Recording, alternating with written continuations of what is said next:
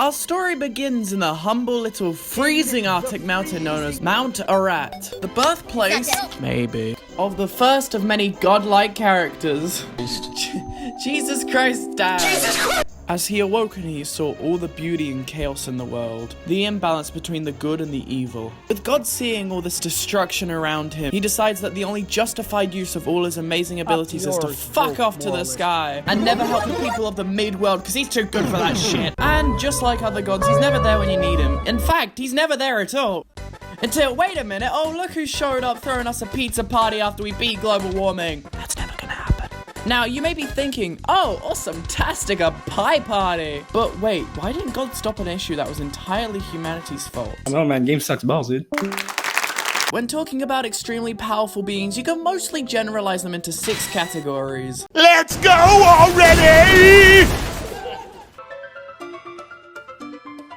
Look at this beautiful hunk of skin. Now, I know Sir Integer looks kinda harmless and squishy with a little splash of chromosome in that brain, but I promise you'll be wishing that was the case because Fork can fuck your shit up with a little bit of this and a little bit of that. He can screechy, zappies, nigh omnipotence, advanced level reality warping, gravity manipulation, shape-shifting, size manipulation, brain manipulation, perspective violation, volume amplification, controlling and morphing clouds, physical video conversion, warping, mutilation, inception/astral projection, teleportation, thought manipulation, possession, assimilation, air manipulation, black hole immunity, memory reading, telekinesis, nigh omnipresent, malleability, recovery, elimination, superhuman speed, superhuman strength, dismemberment, flight regeneration, fire resistant, external, high intelligence, incredible hearing, despawning, musical hands. This motherfucker is scary.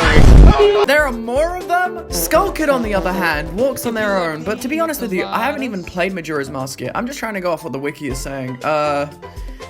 He was in Nintendo Picross. No, not the NES one. Besides that, there's also... Oh no, there's the hand. Let's move on quickly before he finds out where we live! So there are a few characters in the vast world of fictional content that just don't really seem to get how overpowered they are.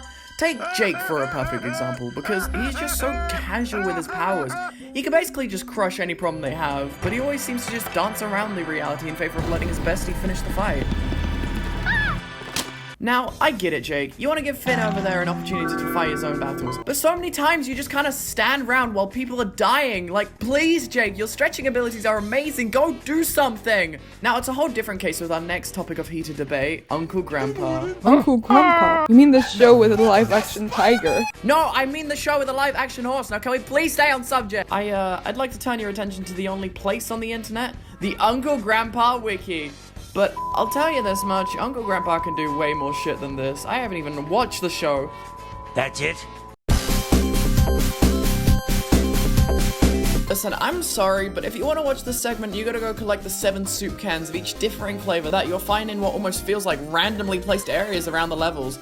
Now, you didn't hear this from me, but once you collect all the soup cans, you can unlock the door to the holy soup debug room. Is what I would be saying if I was a video game with practically no replay value.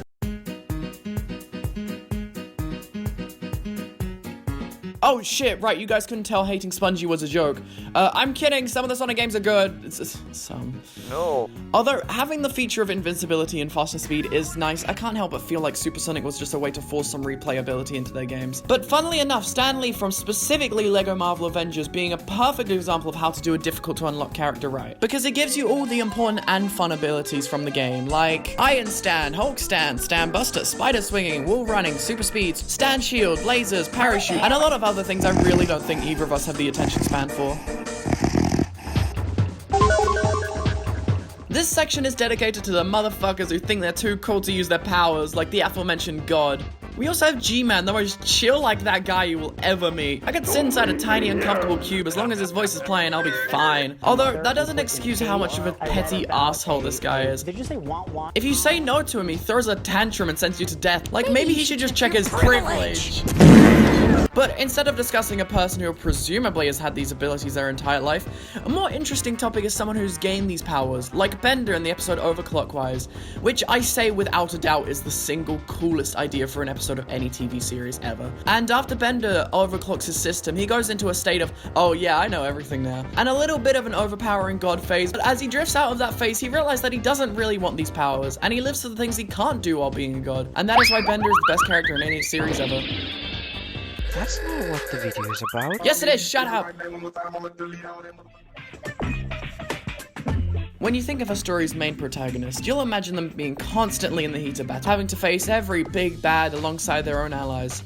But your own thoughts deceive you, because more times than not, single attack boy loves being everywhere he's not needed at all the wrong times. If there's a monster quite literally leveling your city, he's probably fucking around in his apartment waiting for his prime same-day delivery to arrive. As he jams to Lunch Money Lewis's hit single bills. If you have a character that you're not really planning on using that often, it's understandable they'll just kind of be off doing their own thing. But Soul Strike Man is your main character. The series focuses solely on him. What the fuck, who are you? You writers think you can get away with using this wrong place technique over and over and over again. Well, maybe they did, but that doesn't stop me from writing a strongly worded email? Is that the hit Marvel character Quicksilver? What are you doing here? Look under there. Underwear? Haha, you said underwear.